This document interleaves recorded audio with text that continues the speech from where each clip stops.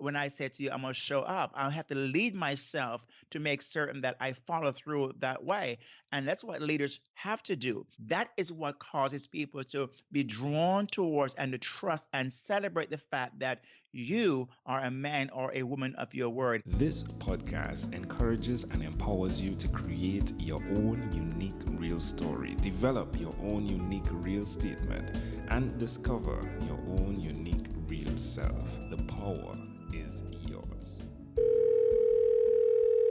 Good morning, Kingsley Grant. Previously, episode 111 of the 12-Minute Convos podcast. Interestingly enough, I got to meet him, followed into a 12-minute RV Convos, which he was episode number 2. But from the podcast, he was spoken with 2 years, 8 months, 30 days, 23 hours, 45 minutes ago. I believe every person, not only myself, but those who are listening right now, should make this a priority to learn how to best listen, how to communicate, because that's what's going to make you successful.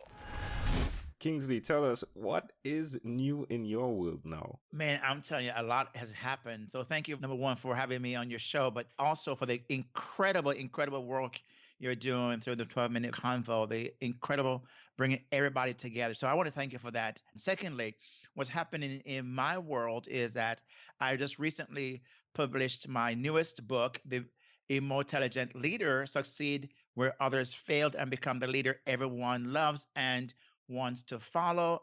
Also, I launched my newest podcast, The Kingsley Grant Show, where leadership and emotional intelligence intersect. So a number of things have been happening since our last conversation. Well, that's amazing. Now, I'm like the podcast accountability partner here, right? It's like, you said you were doing certain things almost 3 years ago, and I'm back in your face, asking, are you doing it? Did you do it? What's going on?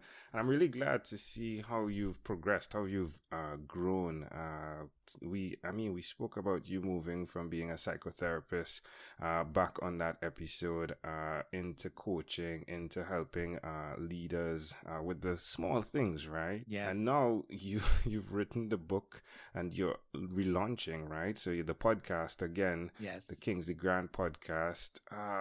How does it feel? How does it feel to look back over that timeline and see that you've held strong to your values? It feels incredibly satisfying and fulfilling, and also to see that, to watch someone like yourself who have stayed the course, accomplished such great things in your podcast. And so I have, a great example to say, hey, if you can do it and have done it so successfully, why can't I? So you have kind of set the trend, so to speak, in this regards. So yes, it feels that I've actually followed through, because we can say we're going to do certain things, but it's following through and making it happen. And that's why the idea of even my book on the leadership book, where one succeed where others failed, is that person who follows through, who stays the course and adjusts as they go. So I am exceedingly excited, to say the least, to see how well the podcast launched in March of this year, my newest podcast, and already in 31 countries, and just really taking off so quickly in 3 months. And I'm excited about what's happening. And it seems like I've hit the right nerve, so to speak, in the audience that I'm focused on. That's wonderful. Now, is there a one-stop shop, one website where we can go to get all the information on you, Kingsley? Sure. So Kingsley Grant, KingsleY, kingsgrant.com/podcast is where all of that is located. One of the things you pressed upon, I would say the theme of our initial podcast conversation was communication. Mhm. Ooh, you held communication as a key factor in how we operate as leaders. Where is that now on your span, on your scale? It's very, very high. It is the thing that truly what even caused me, or prompted or triggered me to write this book, because I felt, how can I communicate all these ideas in one place so leaders can have, in a one-stop, you know, um, kind of bounded way, all the ideas. So communication through writing, through this podcast, is the number one thing leaders can do, because it's not just that you communicate, is that you know how to communicate, how to make sure that you can be persuasive or influencing or inspiring in your communication. How do you line all this up so people can hear you? So it's two-way street. I can communicate, but unless the recipient receives it and acknowledges and do something with it, I haven't yet communicated. So it's high on the pole of for leadership. Now, are you opening up in that as well, how to develop intuition? Because I think it's an important part of communicating. Is the most important part. But I think what it comes through is when I say you listen with your eyes and your ears. That intuition piece, it comes through the interaction that takes place. So if I am open and I can observe, so I'm listening and I use my eyes as one way to listen and my ears to also listen, it allows me then to have a full picture, more of a panoramic view of what's happening, so I can be better informed to be a better communicator. So my wife says charity begins. No, I usually say charity begins at home. And you being born in Jamaica, she says, dance a yard before you dance abroad, right? And that just means amazing audience. I love it. like do it home before you go out and do it. How has that been going? Your son and your daughter and your wife. How has communication with them been? I think it's so important. It's interesting you mentioned that, because I said to my daughter sometimes, well, you practice here, trust me, it becomes a habit and you will do it unconsciously and don't even realize that. So, what I have found is, how do I, in my home with my wife and my children, how do I practice this? So, my home is actually the breeding ground where these things are constantly being retooled and reworked, because that's the place where I think if you can do it well there, you can do it any place else, because are the closest people to you. And normally that's where most people have the biggest issues. So that's why I'm constantly allowing them and they're helping me to retool. So I thank God that I have them here to help me in this process. It was so great meeting you, Kingsley, face to face. The first time I met you, it's the second time something like that happened. And it was at the same event where David Hooper, he heard my voice and he spun around and said, Angel, right? Yes, yes. And then just on the 25th of February, that was 2017, I was in the hall of, what's the name of the hotel? That hotel's It's name? in Orlando. It was a Yeah. Caribbean name, yeah? Yes. Yes. But you heard my voice. I Yes. heard, and that's how we actually met face to face the first time. And then, I got to meet you in Florida. And I think it speaks again to the truth of what you're teaching. And I hold that so important. An amazing audience. I think you need to listen to this, because he showed up. It was 6 a.m. in the morning, right? And Mhm. we met and had a conversation. And you can probably open up on this, how important it is to be true to your word.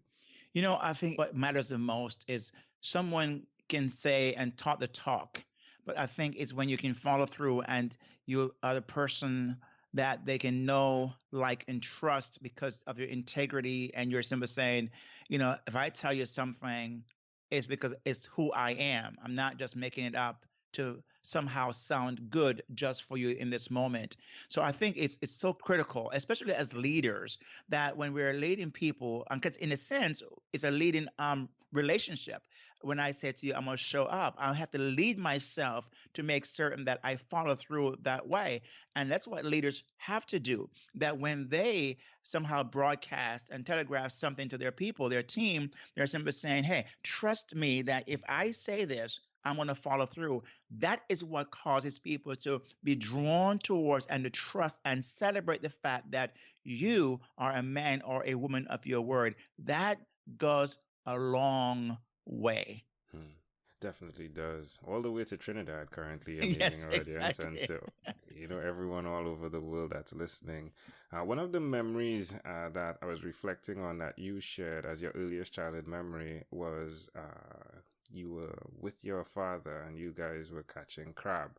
And I thought it was really intriguing because I found it to be a training ground for so much. And I think comparing it to listening, there's so many of your senses that are required for being in the. What were you guys doing it like in the mangrove? In Trinidad, we do it in the mangrove. Yes, it's in the mangrove in Black River, the capital of St. Elizabeth, where I was born.